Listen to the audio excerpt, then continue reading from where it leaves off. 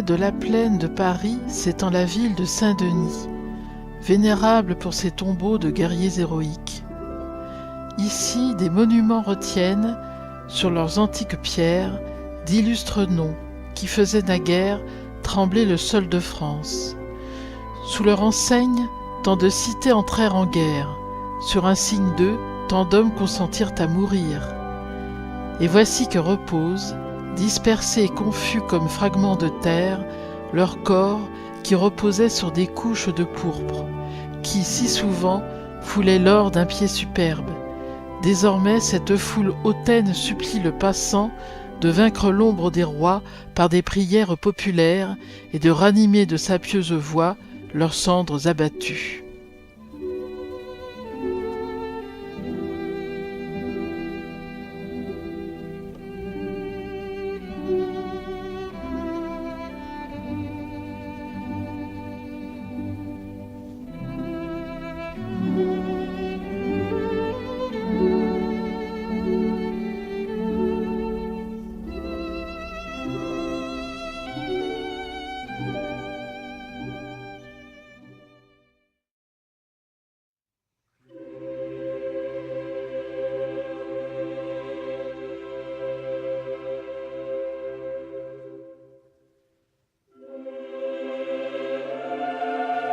La basilique s'élève sur l'emplacement d'un cimetière gallo-romain qui abrite la sépulture de Saint-Denis, considéré comme le premier évêque de Paris, martyrisé vers 250.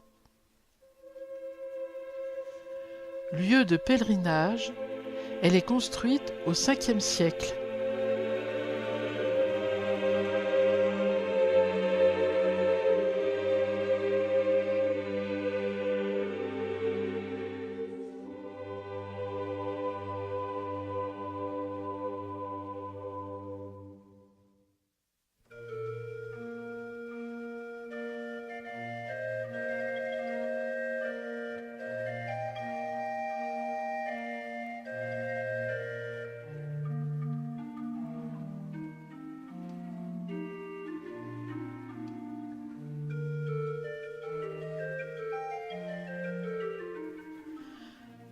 Elle deviendra l'une des abbayes bénédictines les plus puissantes du Moyen Âge.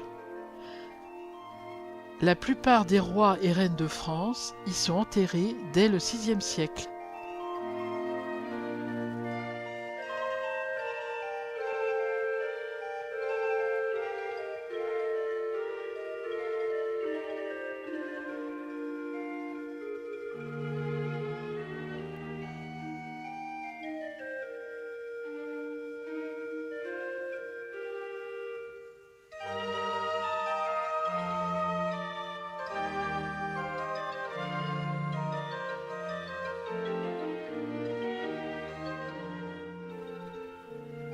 Au XIIe siècle, l'abbé de Saint-Denis, Sugère, est un personnage politique influent. Il fait de l'abbaye un chef-d'œuvre de ce que l'on nommera le premier art gothique.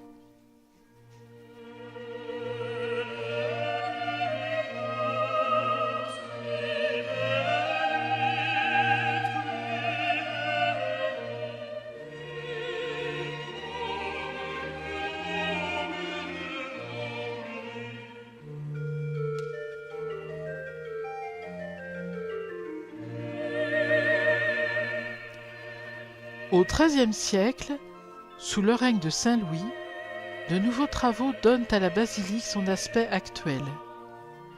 Mais les guerres et la Révolution précipitent le déclin de l'abbaye. Restaurée au XIXe siècle, notamment par Viollet-le-Duc, elle deviendra cathédrale en 1966.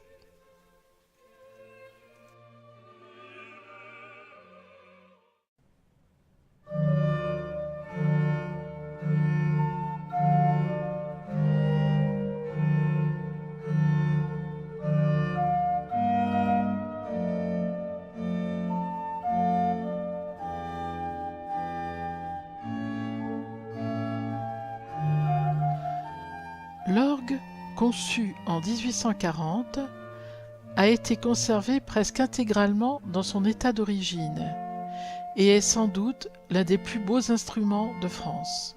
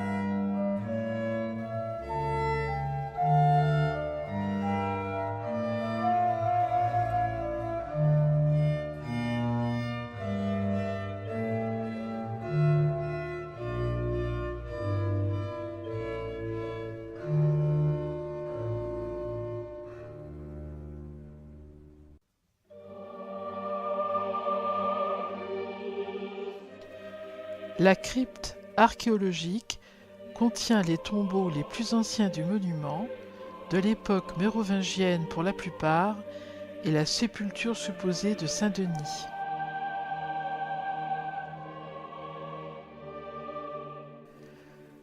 Le caveau des Bourbons renferme les restes de Louis XVI et de Marie-Antoinette, transférés du cimetière de la Madeleine à Paris par Louis XVIII, le dernier roi inhumé dans la basilique en 1824.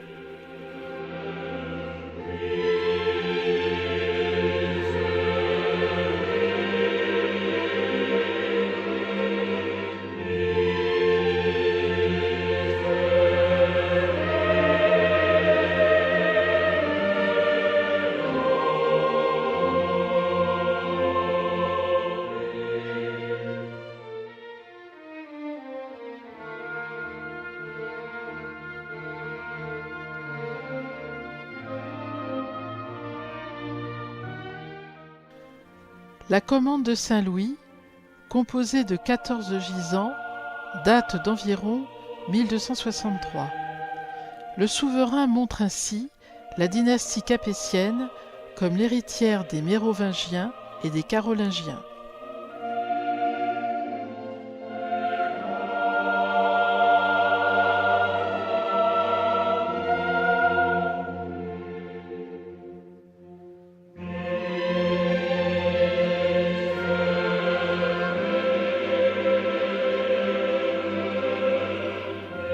Ce gisant est considéré comme un chef-d'œuvre du XIVe siècle.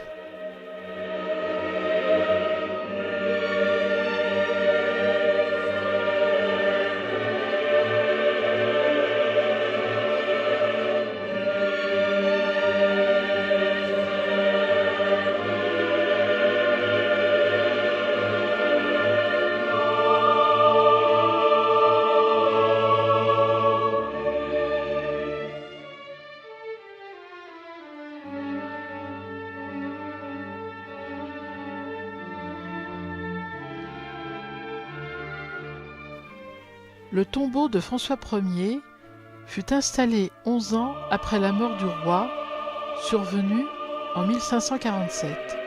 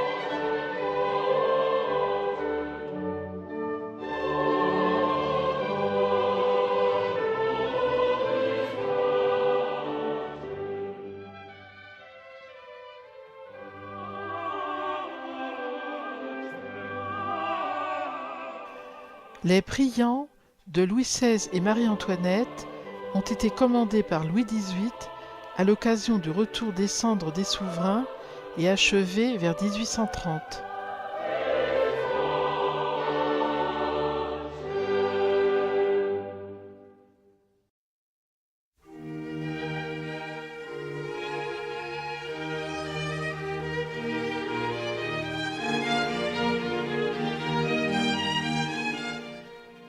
Les vitraux des parties hautes de l'édifice sont des créations du XIXe siècle commandées par les architectes Debré et Viollet-le-Duc.